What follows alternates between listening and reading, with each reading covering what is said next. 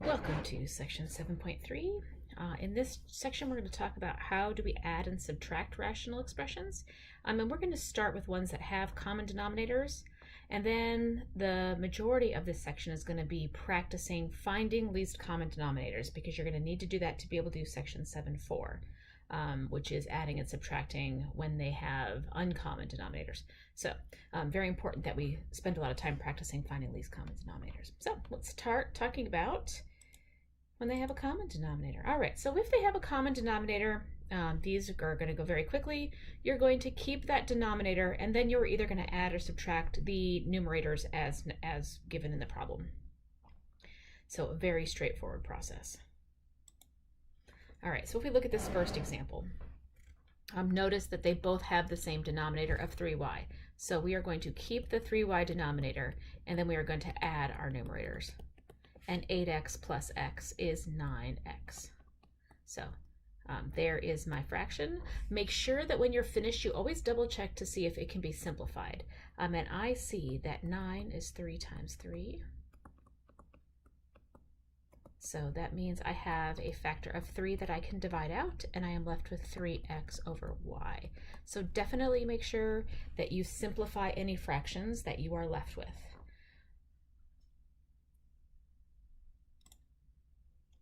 All right, next example, same thing. We notice that in both of our fractions we have the same denominator. So we are going to keep that denominator. And then we are going to, in this case, subtract our numerators, because that's the operator that we're working with. I noticed that my numerator, both of those are divisible by 8. So if I factor out that 8, I am left with y minus 2. So as you can see, the y minus 2 will divide out in each case, and you are left with an answer of 8. So again, just make sure after you've rewritten it, make sure you always simplify if you can.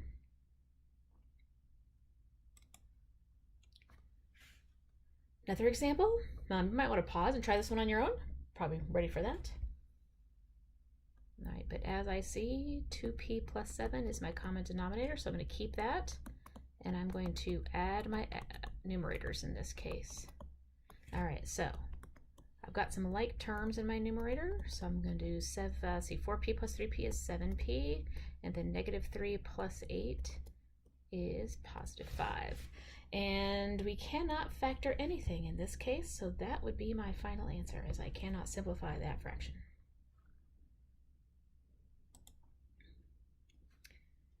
And one more, again, if you want to try, go right ahead, pause this and come back in a second. All right, in this case, I do have the same denominator, so I'm going to keep that denominator, and I'm going to subtract my numerators. I'm going to factor everything I can. All right, the numerator has a factor of 3. And the denominator, this is a factoring by inspection problem. So factors of 5 that add up to negative 10. Let's see, factors of negative 10 that add up to positive 3. Sorry, I can't even, my brain was already a step ahead. All right, so we have factored that by inspection. Notice that the factors of y minus 2 will divide out.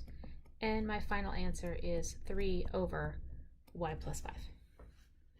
All right, so again, make sure that you're always, when your final answer, make sure you factor everything and make sure you divide out anything that you can.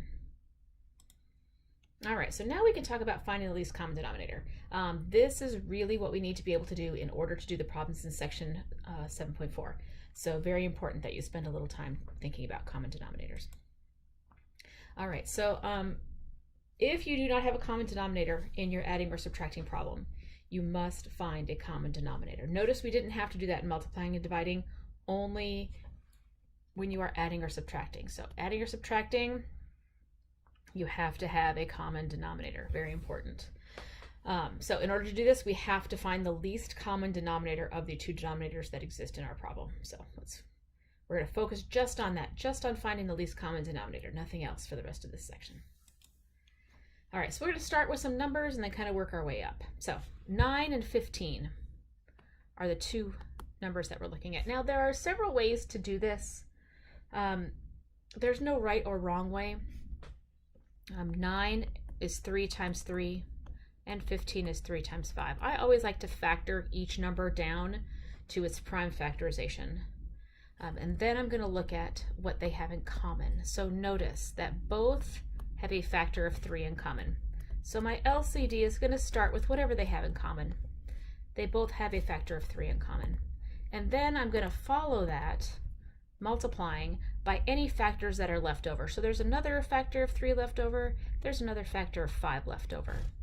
So those, if I multiply them all together, first what they have in common, and then any factors that are left over, multiply that all together, that will give you your least common denominator. We will have the same thing we will do exactly the same thing if our denominators have variables in them. So we're going to factor everything out, and then our LCD is going to be comprised of whatever factors they have in common, and then any leftover factors that we have in the problem itself. All right, so we'll start with some monomials here, and then we'll kind of work our way up. Okay, so let's look at what I have. I have a 6x cubed, and I have an 8x to the 5th. So 6 is going to be 2 times 3, and then x cubed will be x.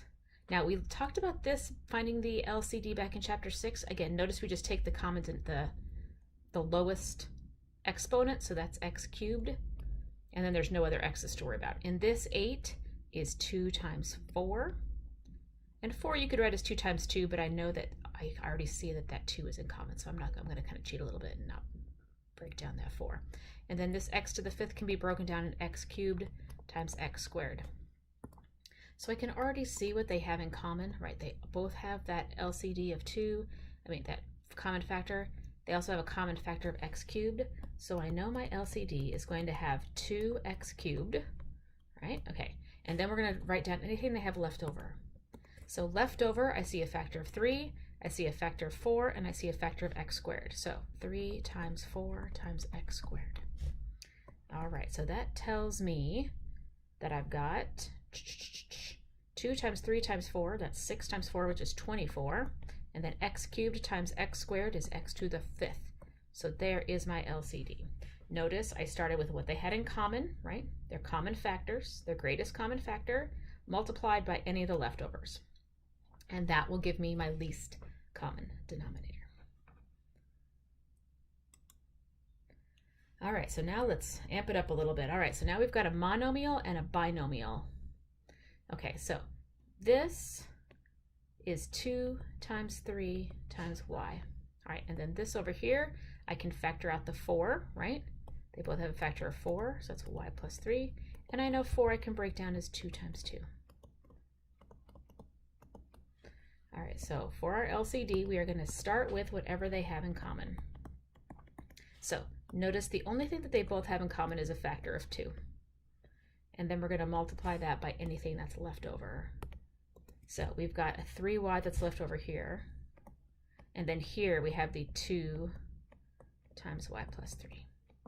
All right, so we're going to multiply all that stuff together. So I've got 2 times 3 times 2. 2 times 3 is 6. 6 times 2 is 12. So we've got 12y multiplied by y plus 3. And I'm going to leave it just like that. I'm going to leave it in factored form. You're going to find that as you do these problems, you're definitely going to want to leave them in factored form, because if you can't do any simplifying at the end, then you don't have to refactor it, which is nice. So leave those LCDs in factored form.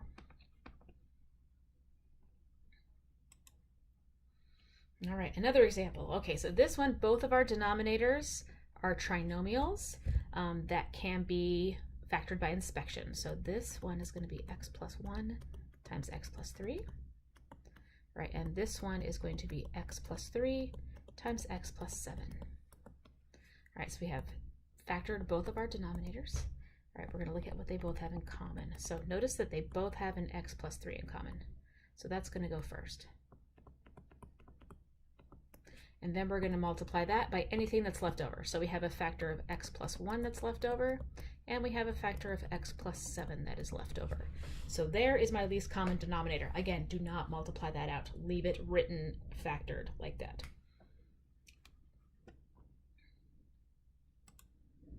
All right, let's see if you can try one. All right, how'd you do? Hopefully you get the same answer I did. So first thing I'm going to do is factor those completely. So here's your first I noticed that the first one was a difference of squares after I factored out that 5. So there's my first denominator all factored out. This one is a perfect square trinomial, so that is x minus 1 times x minus 1. All right, so my final LCD. Notice I'm going to start with what they have in common. They both have an x minus 1 in common, so I'm going to start with that. And then I'm going to multiply that by everything that's left over. There's a 5, there's an x plus 1 that's left over, and there's another factor of x minus 1. So I'm just going to clean it up a bit, and since I wrote way at the bottom, I'm going to have to move it up here. All right, so their LCD is going to be, I've got a 5, start with my monomial. I have an x plus 1. And then notice I have 2 factors of x minus 1, so you can write x minus 1 times x minus 1, or if you want to, you can write it as x minus 1 squared. Both would be accurate, so it doesn't matter to me if you write it out as x minus 1 times x minus 1, or you choose to write x minus 1 to the second power.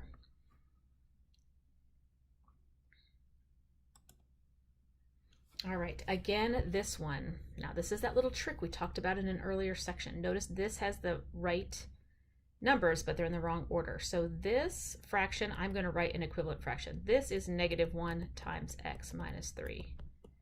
And that negative, I know that I can move up to the top if I want to, because we talked about that in section, I can't remember which section it was right now, but we talked about that in an earlier section. So this fraction right here is the same as this fraction right here. These two are equivalent. So do I have at least common denominator? I do. Notice my LCD is going to be x minus 3. There's no reason for me to rewrite any of those. They do have a common denominator right now. It's just it didn't look like it because we had to play with the fraction a little bit to make it look like something that we could work with. All right, so the last objective in this section is to write equivalent rational expressions. Again, more practicing, just like we just did in that last example. Okay, we got to be able to move them around a little bit. So the book, again, their definitions, I'm going to be honest, usually their definitions I just find really confusing. So this is the definition from the book. It just says, if you have a fraction, you can multiply any fraction by 1, and 1 you can write as anything divided by itself. So we're just going to, let me just show you an example. It's a little bit easier. Okay, so if you have 9y to the 5th as your denominator and your 3 as your numerator, what is the equivalent fraction that I can write that's the same as this? Okay, so first you have to look at what's going on with your denominator. Okay, what am I doing from 9 to get 72? Okay, I'm definitely multiplying it by 8, right? 9 times 8 is 72. And what am I multiplying y to the 5th by to get y to the 9th? That would be y to the 4th. So if you multiply the denominator to get that, you're going to have to do the same thing up here, okay? Multiply the 3 by 8y to the 4th, which would give you 24y to the 4th. So there is your equivalent fraction. Those two are the same fraction. I'm just writing it in a different way. Whoops, sorry about that. Hit my mouse. All right, so let's just practice a couple of these. All right, so I know that this one looks really confusing, but it's really not as bad as you think. First thing I'm going to do is I'm going to factor this denominator out. So this is x plus 5 times x minus 5. And if you notice, what's the only difference between this denominator over here and this one over here? Notice it was just multiplied by x minus 3. So that's what I'm going to do to this numerator. I'm going to take this numerator and I'm going to multiply it by x minus 3. And there are my equivalent fractions. And you can multiply out that numerator if you want to. Not necessary, but you can if you want to. All right, so that is section 7.3. Again, if you want to watch this video again, feel free. If you want to look at the examples in the book, watch the other videos that I have posted on Blackboard, the other video that's in my math lab. Before you get started on the homework, that's fine. And I will see you back for section